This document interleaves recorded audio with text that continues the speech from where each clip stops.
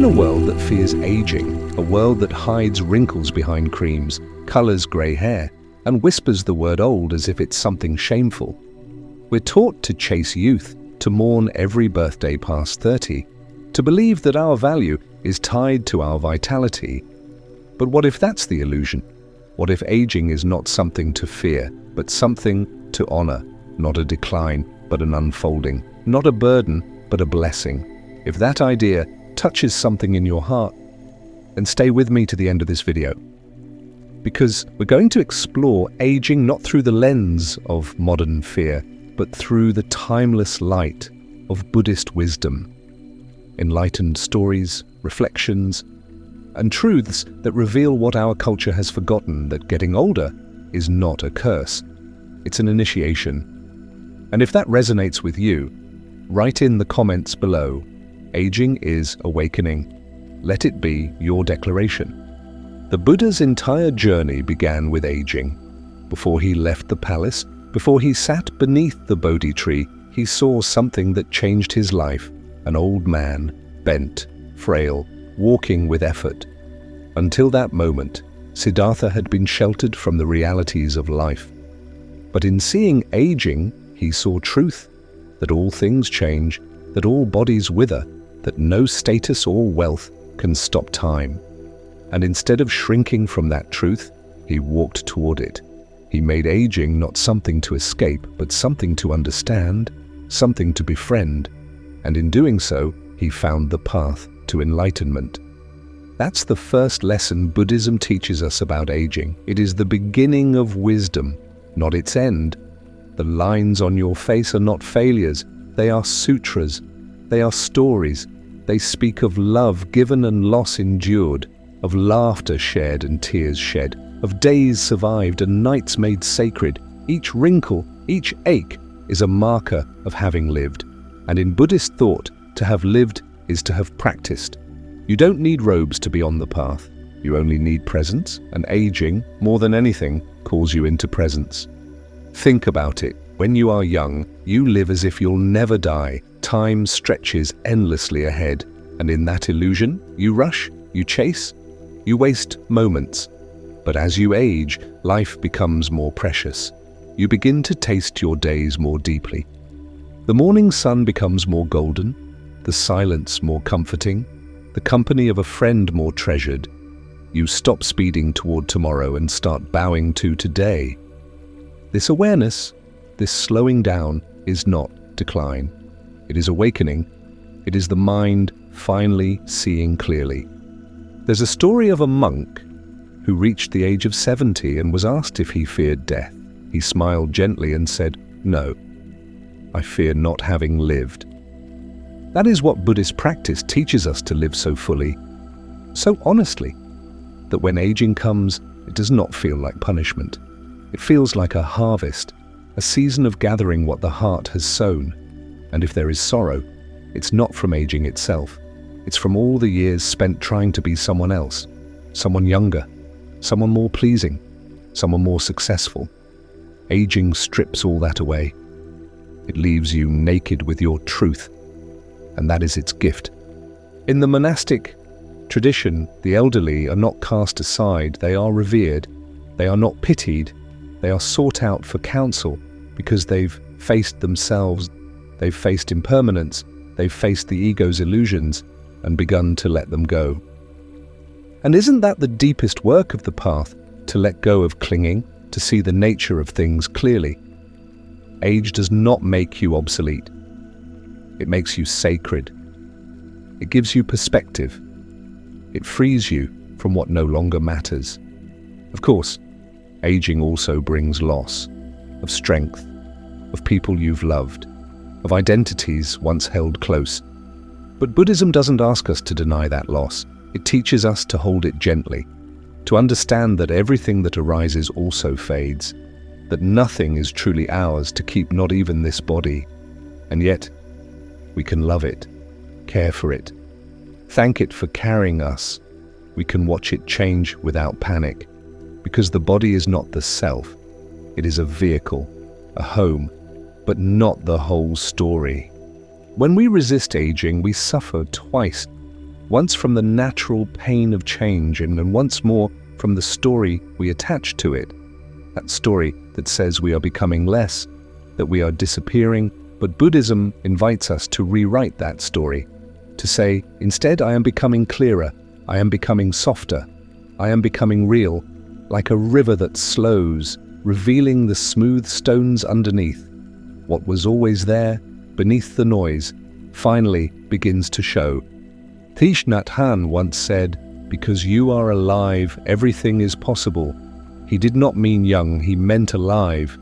You can be 70, 80, 90, and still awaken, still forgive, still discover peace, still deepen love. And that is what aging gives us, the time and space to come back to what matters, to reflect, to make amends, to listen, to return to simplicity, no longer chasing the wind, but sitting quietly beneath the tree, letting the breeze pass through. In Buddhist teaching, there are 4 stages of life, often described as 4 seasons. Youth is spring full of bloom and potential. Adulthood is summer intense, active, bright. Middle age is autumn rich, colourful, deepening. And old age is winter not lifeless, but essential. The stillness that prepares the soil for rebirth, the quiet in which the deepest truths emerge. We cannot live in summer forever. To fear winter is to fear life itself. But if we can embrace it, winter becomes a teacher of grace, of letting go, of inner peace. And make no mistake, this is not just spiritual talk. Neuroscience is beginning to reflect what Buddhism has taught for centuries, that with age comes increased emotional regulation, deeper empathy, and a stronger capacity for spiritual insight. The brain, though slower in some areas, becomes wiser in others, less reactive, more able to see the big picture. You may forget where you left your keys, but you remember what matters most. In the story of the Buddha, when he reached old age, his disciples worried who would lead, who would carry the teachings forward, and the Buddha simply said, "The Dharma leads. The truth leads. My aging body is not the loss of wisdom, it is the embodiment of it." And this is what we forget, that we can become more radiant as we grow older, not in skin or muscle, but in presence, in knowing, in gentleness. There's a Zen saying, "At the bottom of the well, you see the stars." Age can feel like that well deep, still, quiet, but from that place you see with clarity, with gratitude, with tenderness. You stop rushing to become and begin to simply be. You savor your tea. You listen more than you speak. You find meaning not in achievement, but in the warmth of sunlight on your face. This is not about pretending aging is easy. It isn't. It tests us. It humbles us. It asks us to surrender again and again. But that surrender is sacred. It opens the heart. It shows us who we are beneath ambition. It teaches us to love with fewer conditions, to speak with more truth, to rest in our being, not our doing. In Buddhist tradition, the breath is everything. It's the first thing we're given, the last thing we release. And as we age, the breath becomes more precious, slower, more intentional. Each breath a bow to life, each exhale a letting go. And in that rhythm, aging is not loss. It is rhythm, the rhythm of returning to stillness, to wisdom, to self. So if you are aging, and we all are, do not resist. Do not shrink. Let it deepen you. Let it open you. Let it shape you into the most honest version of yourself. You do not need to be young to be beautiful. You need to be present, to be alive.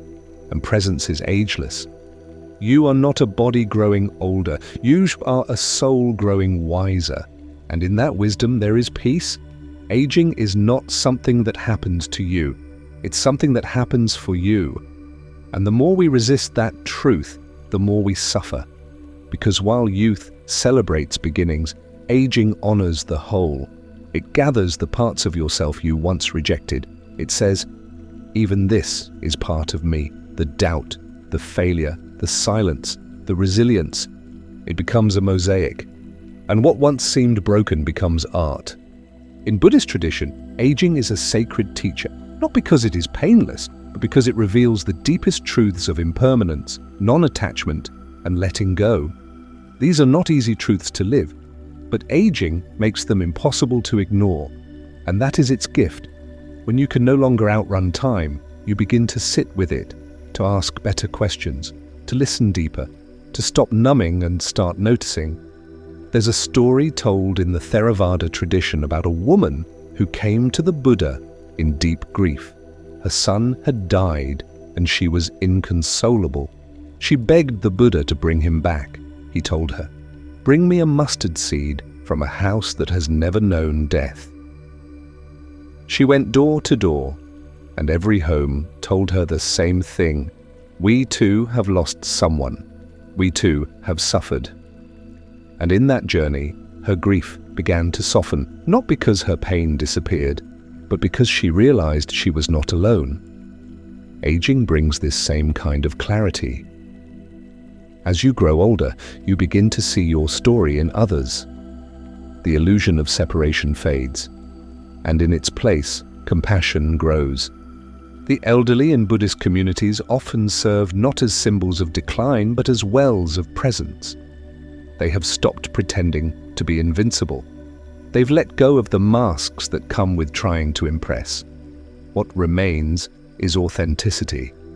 You see it in their eyes, the way they speak only when needed, the way they listen with their whole body, the way they carry silence not as emptiness, but as offering. And this is something you can grow into. Aging isn't just about loss, it's about refinement. You begin to release the unnecessary, the desire to be liked by everyone, the shame around your flaws, the constant proving of your worth. You get quieter, but not because you have less to say, because you've learned what matters. You know the difference between noise and truth. A Zen master was once asked why older monks spoke so little. He smiled and said, "Because there is more peace in watching a leaf fall than in explaining why it fell." This is the kind of clarity aging brings. You stop needing to win every argument. You stop chasing relevance. You stop fearing being forgotten. And you begin to remember something far more important: being awake in this moment, being at home in your skin, being in love with simplicity. And perhaps the most beautiful part of aging through the lens of Buddhism is this: you stop measuring your life by how much you've done, and start measuring it by how much you've let go. In youth, we build. In middle age, we hold on. But in elderhood, the path is surrender, not as a loss of control, but as a gain of freedom. You stop carrying everyone else's expectations. You stop grasping at what no longer fits. You empty your hands so your heart can open. There is a well-known story of the Buddha in his final days. He was old, his body worn, his strength fading, yet his mind remained luminous. His disciples wept, fearing the end, but he reminded them, all compounded things must dissolve. Strive on with diligence. Even in his aging, his focus was not on loss but on liberation. His final teaching was not about clinging to his presence, but about trusting their own path. Aging didn't weaken him, it completed his role as teacher. This is something we can all learn from. The world tells us to fear aging because it makes us less useful.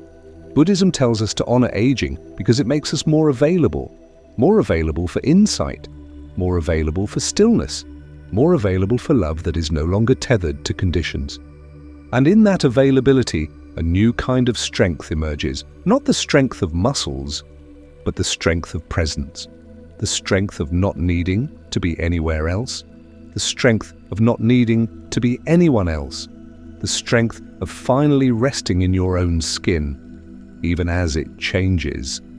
In your later years, the distractions begin to fall away, and if you've cultivated presence, they are replaced by something else: stillness, reverence, gratitude. You begin to see beauty not just in what is blooming, but in what is fading. you see that the cherry blossom is not less beautiful because it falls. It is more beautiful because it does. Buddhist temples often include imagery of skeletons or decaying bodies, not to inspire fear, but to inspire clarity, to remind us that we are impermanent and that the time we are given is sacred. When you truly understand this, not intellectually but viscerally, you begin to live differently.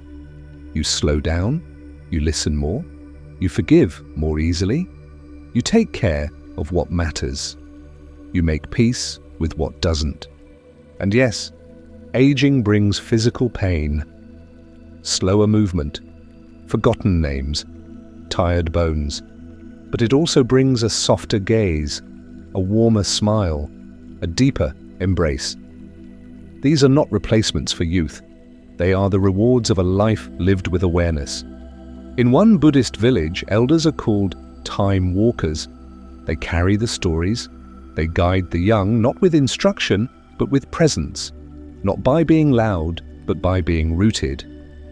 And perhaps that is your invitation too, to become a time walker, to carry your story not as a burden, but as a blessing, to walk slowly, knowing there is nowhere else to be, to show others, especially the young, that aging is not something to fear. It is something to practice. Because in the end, the purpose of aging is not to decline. It is to deepen, to loosen your grip on the world and strengthen your connection to the sacred, to prepare not for death, but for release, for the full flowering of your being. And when that time comes, it is not an ending. It is a return to the breath, to the earth, to the truth that you never really left. So if you are aging, which we all are, do not waste your energy mourning what is fading. Honor what is emerging. Honor the patience you've earned, the tenderness you've cultivated, the simplicity you've begun to crave. These are not signs of giving up. They are signs of waking up. Wake up to the beauty of your slower pace. Wake up to the strength of your quiet wisdom. Wake up to the joy of being without needing to prove. Wake up to the truth that you are not behind. You are becoming exactly who you were meant to be. And if you're still young, let this be a light. Aging is not your enemy. It is your teacher. Let your elders show you how to walk more slowly, how to listen more deeply, how to loosen the grip before time does it for you. Let aging not be the thing we whisper about, but the thing we praise. Let it be known that a wrinkled face is a badge of insight, that grey hair is the crown of a seeker, that slow hands carry the deepest love, that silence, when held by the old, is louder than any words. Let us stop pretending that youth is the only version of beauty. Let us instead look to the ones who have learned to love life enough to let it go. You are not fading. You are ripening. You are not disappearing. You are dissolving into the truth. And the truth is this: you were never just a body. You were never just your roles. You were never your resume, your reflection, your relevance. You were always something deeper. And aging is how that depth finally reveals itself. So take a breath. Let it fill the spaces that used to rush. Let it soften the parts of you still clinging. Let it remind you, this is not a burden. This is not the end. This is the blessing you've been waiting for. And now you are ready to receive it.